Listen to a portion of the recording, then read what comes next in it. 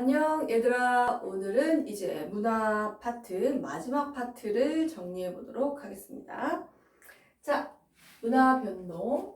자, 문화가 변하는, 한 나라의 문화가 변하는 원인이 존재할 거고, 이 원인에 따라서 문화는 어떤 변하는 과정이 있을 테고, 그리고 문화 변화의 과정에 따라서 문화가 변한 결과물이 나올 거예요. 이렇게 한번 정리를 해보도록 하겠습니다. 자, 첫 번째. 자, 문화 변동의 원인. 자, 문화가 변하는 원인은 첫 번째로 내재적인 요인을 들 수 있습니다. 내재적인 요인. 자, 내재적인 요인으로는 뭐가 있냐면 바로 이런 거죠.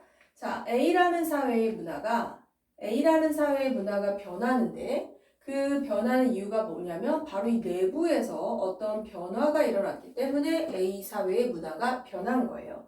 이미 여기 단어에 힌트가 있는 것처럼 문화의 내재적 요인, A 사회 내부에서 어떤 변화, 요인이 발생했다라는 뜻입니다. 자, 그럼 이 내재적 요인으로 뭘 들 수 있냐면 첫 번째, 내부적으로 발명과 발견이 일어났다라는 거. 자, 이 단어 반드시 알아둬야 됩니다. 첫 번째 키워드, 발명, 발견. 자, 그런데 발명과 발견은 선생님이 뜻을 설명해 주지 않아도 딱 맞출 수가 있어요. 예를 들어볼까? 자, 얘들아, 에디슨이 전구를 발명한 걸까? 발견한 걸까? 전구를 발견. 뭔지 모르지만 전구는 발명한 거지. 자, 그럼 콜럼버스가 신대륙을 발명한 걸까? 발견한 걸까? 발견한 거지. 그치? 그래서 얘는 굳이 외우지 않더라도 입에 붙어, 이게. 그래서 발명은 기존에 없었던 것을 새로 만들어내는 것을 발명이라고, 발견 같은 경우에는 기존에 있었지만 이것을 알아차리지 못한 것을, 이걸 알아차리게 되는 것을 바로 발견이라고 한다는 거지. 그래서 발명, 발견 구분할 줄 알아야 됩니다. 자, 여기서 우리 발명 좀 더 깊게 들어갈게요. 자, 발명. 자, 발명은 다시 1차적인 발명과 2차적 발명으로 구분할 수 있어야 돼요. 2차적 발명, 2차적 발명. 자, 1차적인 발명은 비교적 단순한 형태의 발명입니다. 단순한 형태의 발명이고, 2차적인 발명은 이 단순한 형태의 발명은 응용한 발명이 되겠습니다. 자, 예를 들어서 시험에 특징이 뭐가 있냐면, 자, 누군가가 전쟁에서 사용할 활을 발명했어요. 그래서 활 시위를 딱 당겨가지고 팅 하고 날렸는데 소리가 나네. 그런데 이 줄의 길이에 따라서 서로 다른 소리가 팅팅팅팅 이렇게 나는 거죠. 그래서 이걸 활용해서 검은고, 가야금, 외국에서는 하프 같은 현악기, 바이올린, 비올라 이런 것을 발명할 수가 있어요. 이런 응용해서. 그래서 이건 제시문에 티가 나게 주기 때문에 특별히 어렵지 않게 느껴도 되지만 제시가 됐을 때 이렇게 단순한 형태는 1차적, 응용된 형태는 2차적 발명이다 라고까지 알아두셔야 1등급을 받을 수 있습니다. 자, 두 번째 들어가도록 할게요. 자, 두 번째는 외재적 요인. 자, 외재적 요인도 이미 단어의 힌트가 있습니다. 외부의 요인이 있다라는 거. A 사회 문화가 변했는데 이 변한 이유가 내부에 있는 게 아니라 외부의 다른 나라에 의해서 영향을 받았다라고 해서 바로 외재적 요인이죠. A 사회 외부의 영향이 있다라는 거. 자, 그래서 이 외재적 요인은 뭐라고도 표현하냐면 외부에서 문화가 A 사회로 전해져서 변했다라는 의미에서 이 외재적 요인은 문화 전파라고 합니다. 그래서 전파라는 단어가 나오게 되면 외부에서 뭐가 전해졌구나 라고 이해하면 될 것 같아요. 문화 전파. 자, 이때 문화 전파는 정확히 세 가지로 구분할 수 있습니다. 문화 전파 세 가지. 첫 번째, 직접 전파. 두 번째, 직접 나오면 눈치 빠른 사람들은 알 수도 있겠죠? 간접 전파. 세 번째, 자극전파. 이렇게 세 개로 구분할 수가 있습니다. 세 개로. 자, 그럼 얘네들을 하나씩 들여다보도록 할게요. 자, 직접전파.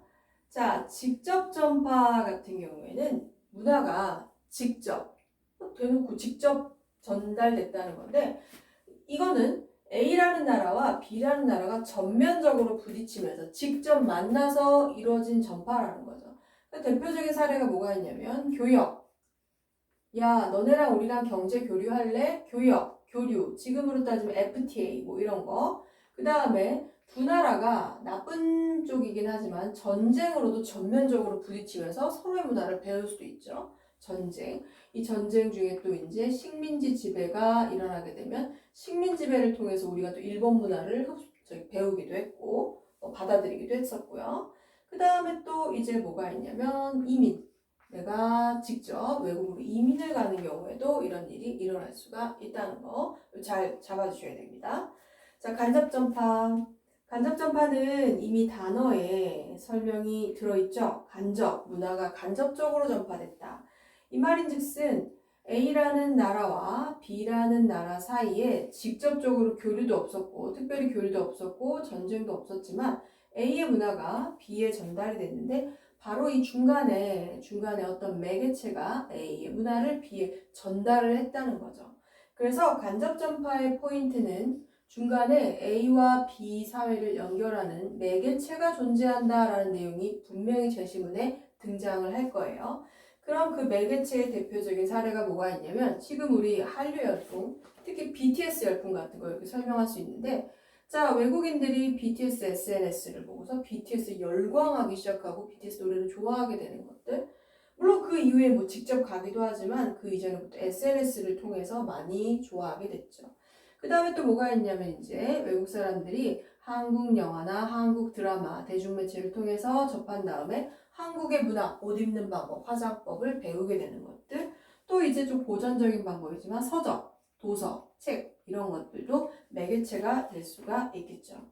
그래서 지금까지 시험 문제에선 주로 SNS, 대중매체, 서적 등이 유튜브 뭐 이런 것도 다 당연한 거죠. 자, 나왔습니다.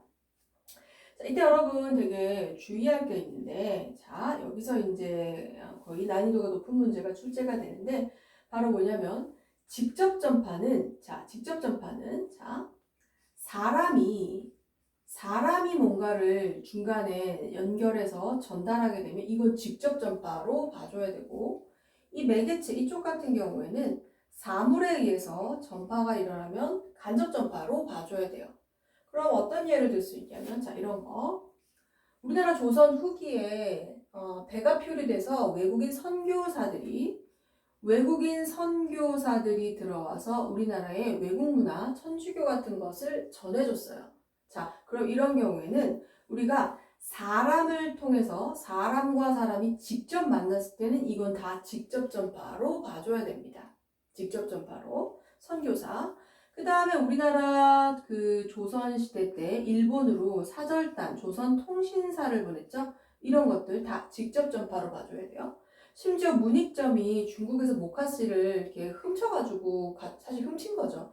문익점이 중국에서 모카씨를 훔쳐서 가져온 거 이것도 직접 전파로 다 봐줘야 되는 거예요. 그래서 어떤 제시문 안에 사람이 연결고리가 되어 있으면 이건 다 직접 전파로 봐줘야 되고 또 우리 태권도 사절단 외국에 보내서 태권도를 전파하는 것도 다 직접 전파에 해당됩니다. 반면에 이 간접 전파는 반드시 SNS, 대중매체, 서적, 사람이 아닌 사물에 의한 전파는 간접 전파다라는 거. 자극전파. 자, 자극전파도 포인트가 있죠. 자극받은 걸, 자극. 이런 거. 나랑 맨날 똑같이 꼴찌하던 친구가 갑자기 어느 날 성적이 나 맨날 30등인데 얘가 막 1, 2등을 하는 거. 열받죠? 자극받죠? 뭐야 이거? 자극받죠? 이런 상황. 자, 이거를 단어로 설명을 해볼게요.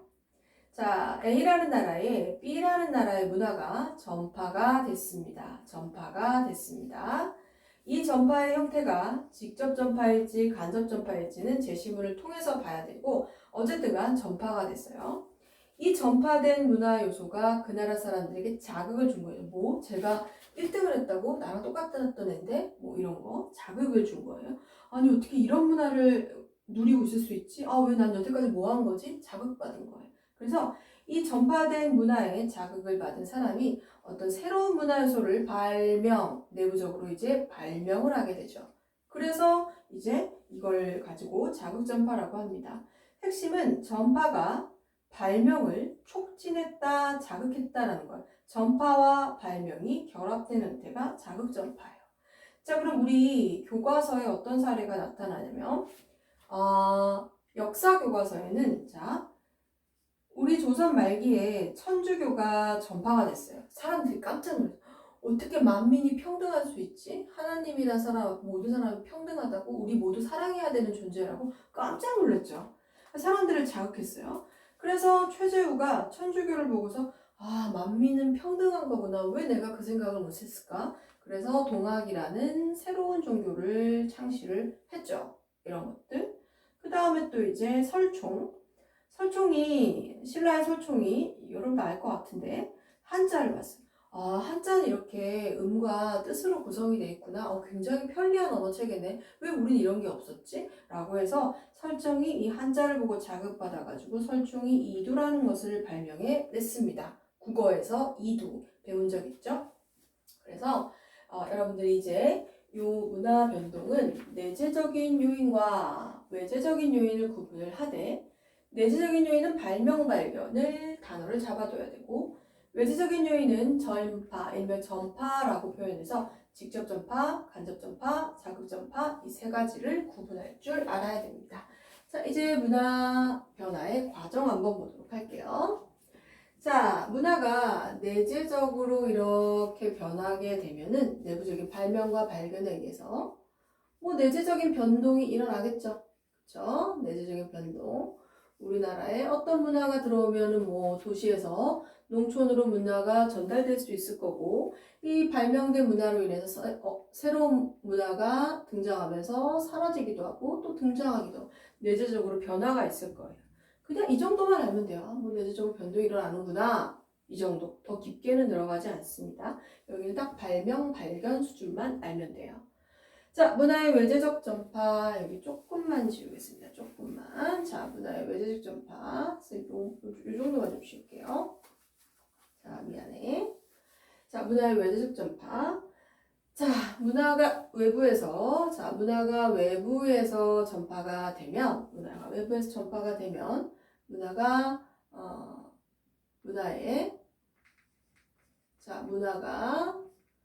A라는 문화와 B라는 문화가 접촉하게 되면 변동하게 될 거예요.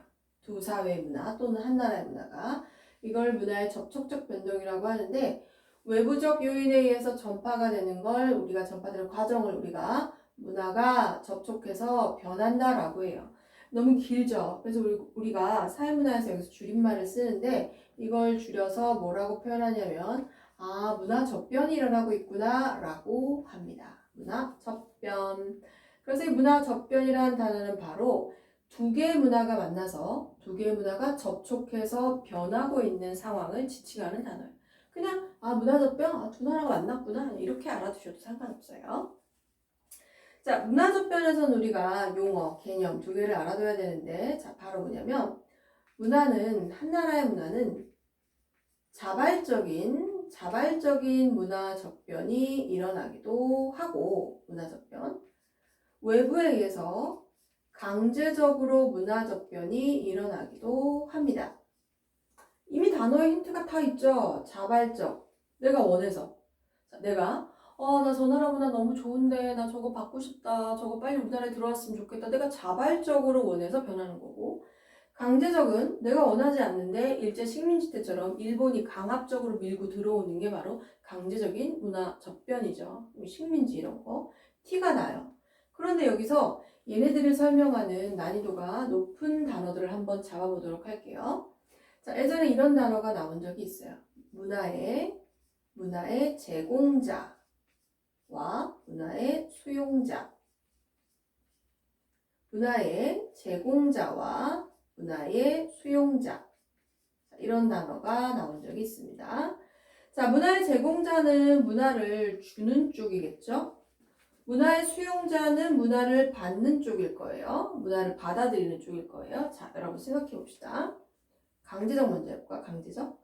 강제적은 제공자가 주는 사람, 수용자가 받는 사람이죠. 자, 강제적인 접근은 제공자의 의지가 강할까요? 수용자의 의지가 강할까요? 누가 문화를 주려는, 받으려는 의지가 강할까요? 제공자의 의지가 강합니다. 제공자의 의지가. 수용자의 의지와 상관없이 내가 받고 싶든 받고 싶지 않든 강제적으로 제공자가 억지로 주는 거죠. 이 표현 잡아두셔야 돼요. 자발적 문화접변. 제공자, 주는 쪽이죠. 수용자, 받는 쪽이죠. 자, 그럼 자발적인 접변은 누구의 의지가 강할까요? 수용자. 와, 나 저거 받고 싶은데 나 저거 우리나라에 빨리 들어왔으면 좋겠다 라고 해서 수용자의 의지가 강하게 작용한다 라고 출제가 된 적이 있습니다. 자발적인 문화접변은 수용자의 의지가 강하게 작용한다. 강제적인 문화접변은 제공자의 의지가 강하게 작용한다. 이렇게. 자, 그 다음 이제 마지막으로 문화접변의 결과 보도록 하겠습니다. 문화접변의 결과. 자, 지금부터 이렇게 보도록 할게요. A라는 나라가 제공자고 B라는 나라가 이제 수용자예요.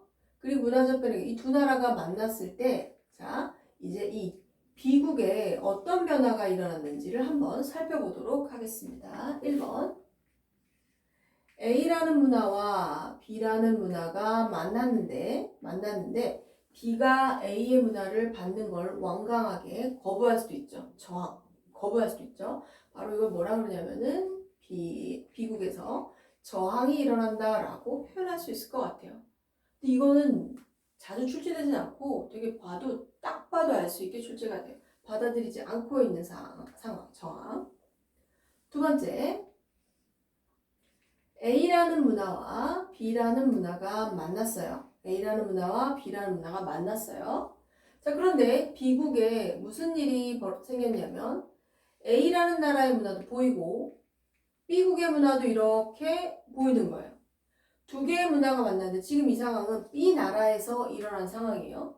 B 나라에 A도 있고 B도 있고 지금 A랑 B가 나란히 존재하고 있죠. A 문화와 B 문화가 한 나라 안에 나란히 존재하고 있죠. 그래서 이걸 뭐라고 표현하냐면 두 개의 문화가 병행하고 있네.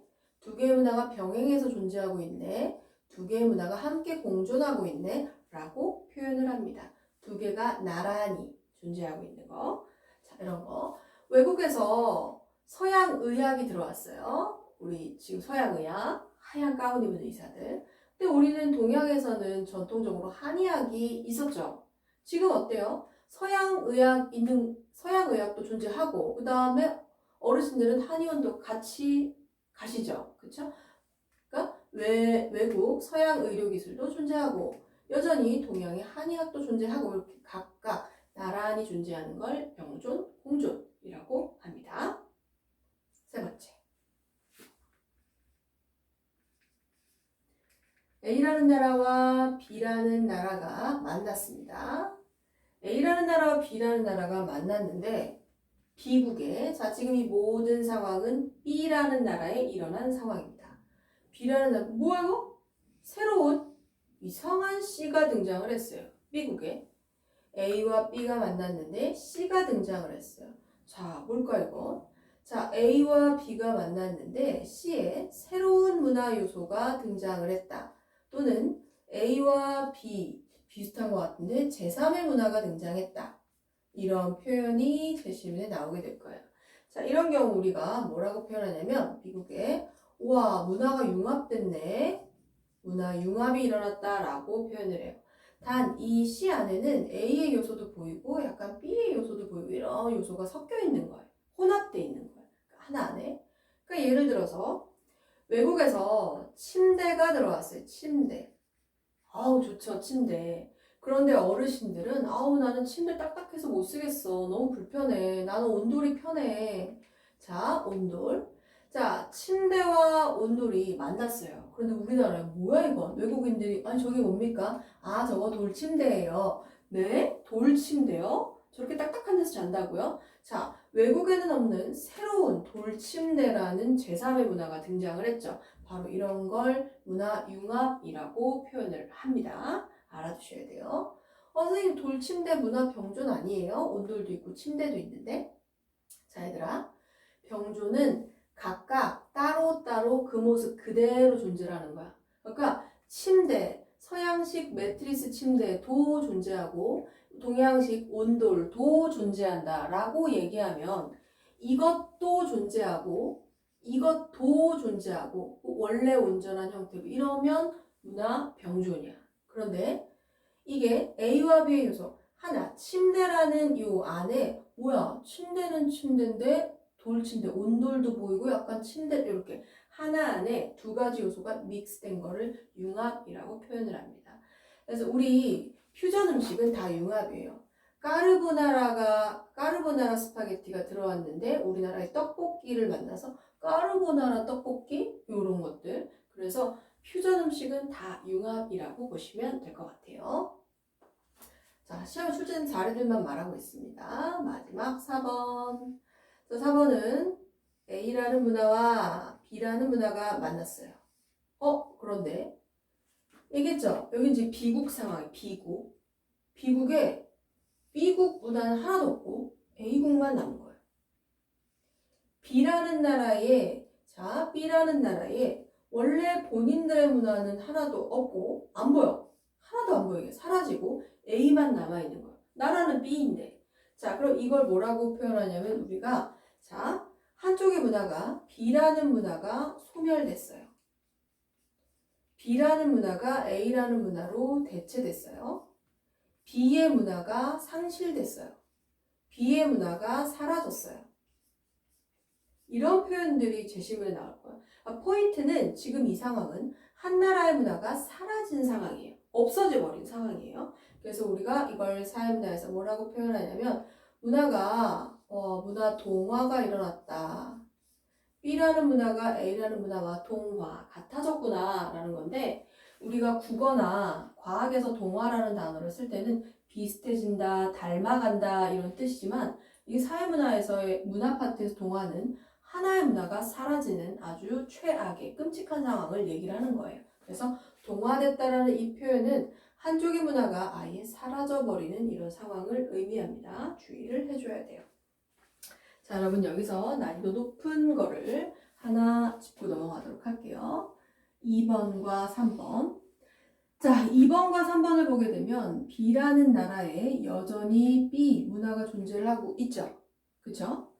3번 문화융합 B가 만났는데 물론 완전히 이것처럼 온전한 형태의 B는 아니지만 이 안에 C 안에 A와 B가 여전히 함께 존재를 하고 있죠. 그래서 이 2번과 3번 병존과 융합의 공통점이 있는데 바로 그게 뭐냐면 비국 문화의 정체성이 남아있다.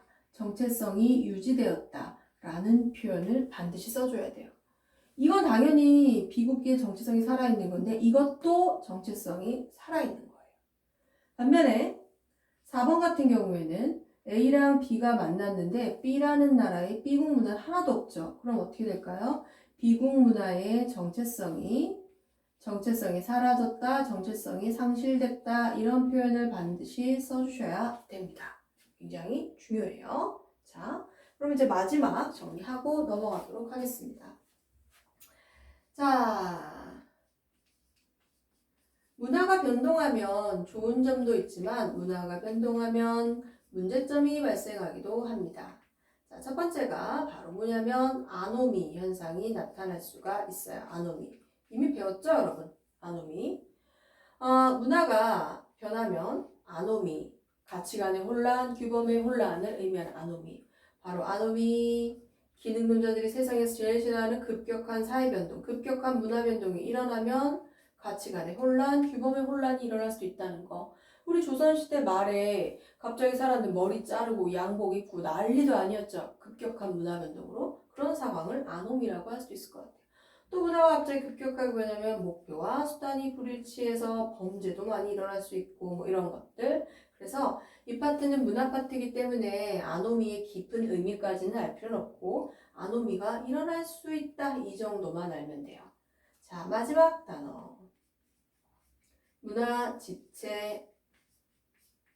문화지체 현상이 발생할 수 있다. 문화지체.